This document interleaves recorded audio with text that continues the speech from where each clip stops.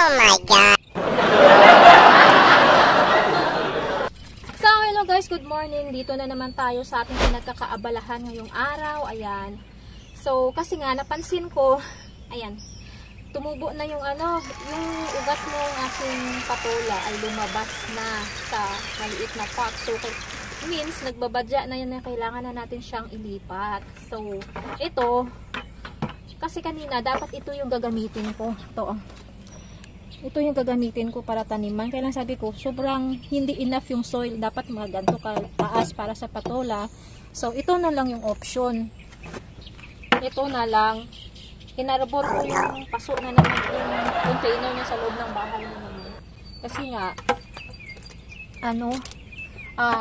di naman na magagamit to. May lupa lang na, nilagyan niya lang ng mga lupa to na galing sa minings. Kasi ginagawa niyan, bumibili siya ng lupa sa minings.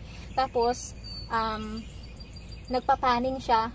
May mga maliliit na bitak-bitak ng mga gold siya nakukuha. Yun. Sinalin ko lang yung lupa niya dun sa isang container pa. Kasi baka sabihin, pinakialaman mo tapos hindi mo lang naman sinalin ng maayos. Pero hindi naman nagagalit yung si husband. Pero, syempre, yung mga asawa natin, kahit mabait yun guys, huwag nating abusuhin. Ayan. Mahirap na yung sobrang bait ng asawa mo. Ikaw naman, abusado. Mga babae ganun no? Pag mabait yung asawa, hala, nag-spoiled na. Kasi minsan, ang kabaitan ng isang tao, may hangganan din yan. Siyempre, hindi naman sa lahat ng oras meron okay sila, hindi naman sa lahat ng oras masaya sila. Minsan, they are also struggling inside, deep inside, nag-struggle din sila. Lalo na sila yung pinaka-provider sa family. So, we as other partner, dapat alam din natin mag-adjust, you know. I mean, hindi na lang lagi magdadrama ka, hindi na lagi na lang ikaw yung iintindihin, ikaw na lang yung lagi yung bini-baby, ganyan. Kasi syempre, parehas lang naman tayo na human being, parehas lang naman tayo na, kaya nga sila nag-asawa, ganyan, diba? Para magkaroon din sila ng peace of mind, magkaroon sila ng partner na mag-strengthen sa kanila. Ayan, lumayo na yung topic. Pero totoo yun, diba? So, kahit sa simpleng bagay, matuto din tayo makiramdam. I mean ba? Na, hindi na lang tayo na lang lagi, tayo na lang yung susuyuin. No. Kailangan, give and take. Sa relationship, give and take talaga, guys. Hindi pwedeng ikaw na lang na ikaw. Kasi tawag doon, selfishness. Selfish.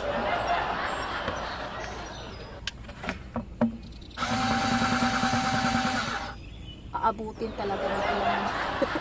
Baka abutin ng isang dekada itong pinagagagawa. Oh my God!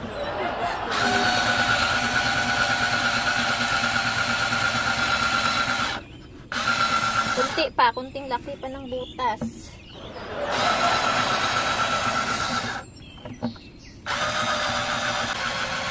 Wala, nanghihina na, wala nang bakilya. Inubos na natin, labot tayo. Pero okay na to, malaki-laki na naman. Carry bells na, carry bells. Okay na siguro yan guys. So ayan kita nyo, ayan. Carry bells na siguro, no? Kasi naman, ang concern ko kasi, kailangan kong lakihan ng butas para yung drainage niya ba, hindi siya, yung water sa loob, hindi siya mag-stuck. Kasi pag nag-stuck yun yung magiging cause ng, either yung halaman mo nalalanta na kasi overwatering nga, kasi yung water nag-stuck sa loob, or either, tawag nito, iba't iba naman dahilan kung bakit nagiging dilaw yung halaman. Either may fungus, ganyan, or either yung lupa, kulang sa nutrients, so ganyan. Diba sa tao, ganun din tayo na pag pinag-aaralan natin yung mga attitude, yung mga likes and dislikes, ganyan. Ganun din sa halaman. Dapat alam natin yung mga makakasama sa kanila or makakabuti. Ganyan.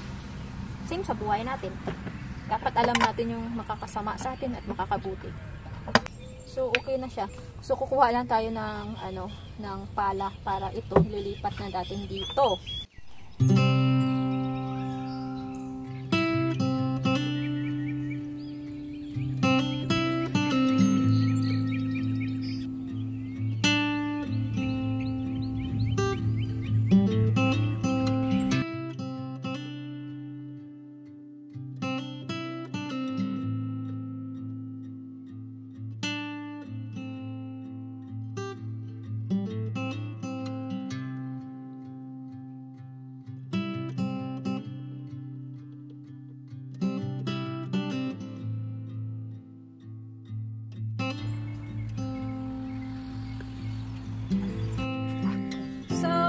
guys, nalipat na natin siya. Yan. Lipat na. Dalawa sila. Lipat natin.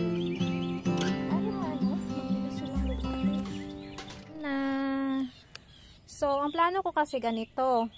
Dito natin siya ilagay sa area na to. Ayan.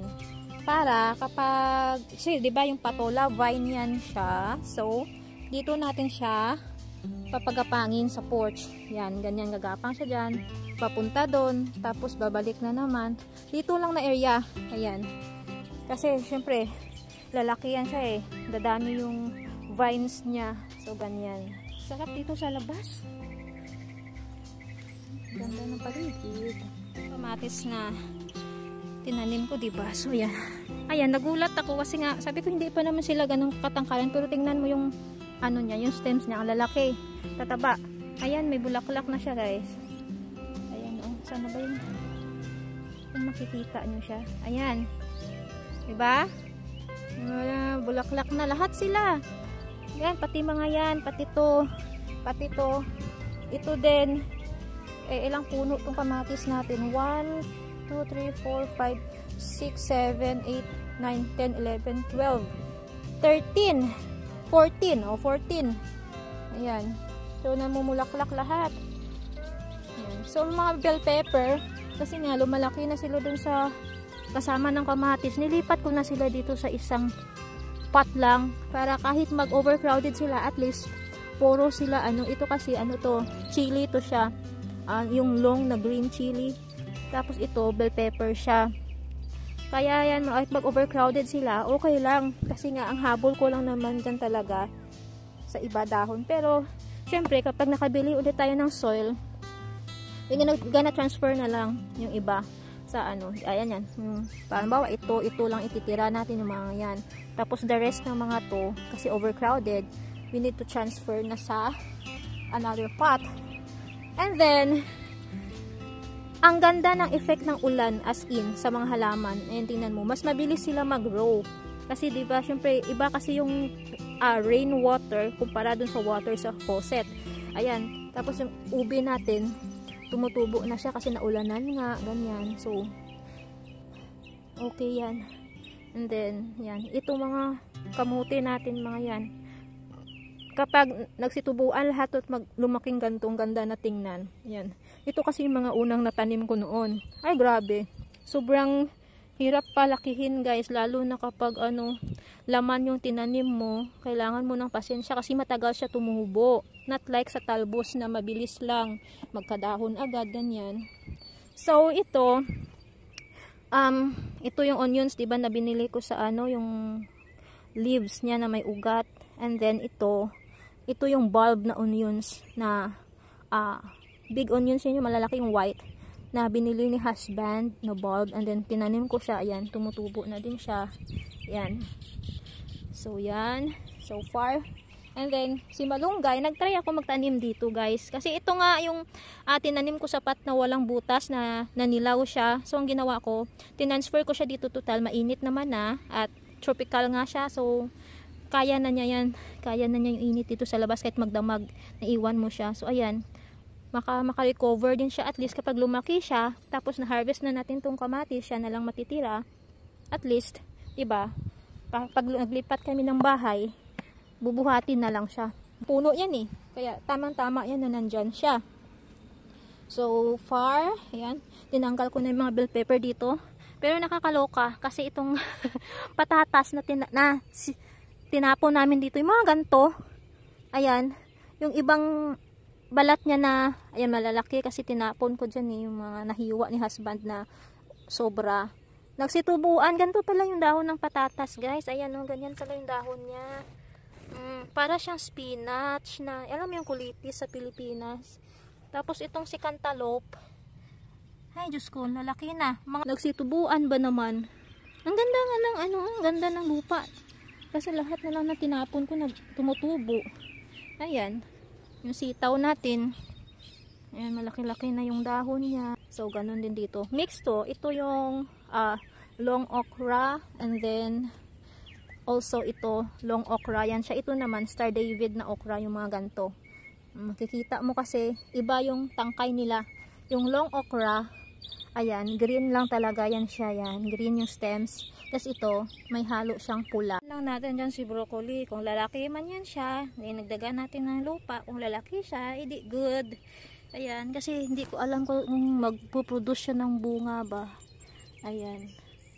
Pero malay natin. So far guys, so yan yung mga update natin sa ating garden. Ayan. Diba? Susunod mga isang buwan pa may maha-harvest na tayong kamatis, hindi na tayo bibili. Diba? So si eggplant, itong eggplant natin, dagdagan muna natin ng lupa. Wala pa tayo, hindi pa natin pwede siyang ilipat sa kasi wala pa tayong soil nga, kulang yung soil natin, bibili pa tayo. Dagdag, ganyan. Actually guys, ako lang nakakaubos ng lupa dito na binili niya yung mga patatas na hindi pa niya natatanim. Sabi niya, ubusin, ikaw na lang muna, gamitin mo na lang muna yun sa mga tanim mo. Nagpapaubaya na siya. Sana all nagpapaubaya, diba? Sabi ko sa'yo eh. So far, super happy naman ako na transfer na natin yung patola. At least, wala na akong agam-agam. Wala na, masyadong nababawasan na yung aking mga problema kung sa mga tanim ko na sobrang dami. Ang dami ng mga tanim. Adik na, napaplantita. Kalimutan ba naman to? Hindi alam ka ng gamit. Hindi mo naman binabalik. So, let's go inside. Initin ko lang yung aking gulay. Ano to? Nilagang baka kagabi. Ayan, initin ko lang. Ito yung almusalin ko. Anong oras na ba? 10 na, mag-11 na. Ngayon pa lang ako mag-almusal. Kapagod, guys! Minsan pag-uwi ni asawa sa gabi, sabihin ko sa kanya, ang sakit ng likod ko, ang sakit ng balakang ko. Sabi niya, ano ba pinagagawa mo? Sabi ko, as usual, alam mo na, sa labas. Masarap mag-garden, pero pagkatapos, ayun, sign of aging. So, masakit yung mga balakang ko, ganyan. Oh my God! Mga, yung, sa talampakan. Ano ba yan, miss? Talagang matanda na. Huh? So, guys, hanggang dito na lang muna yung video ko, ha. Till next time, guys. Bye-bye. Salamat.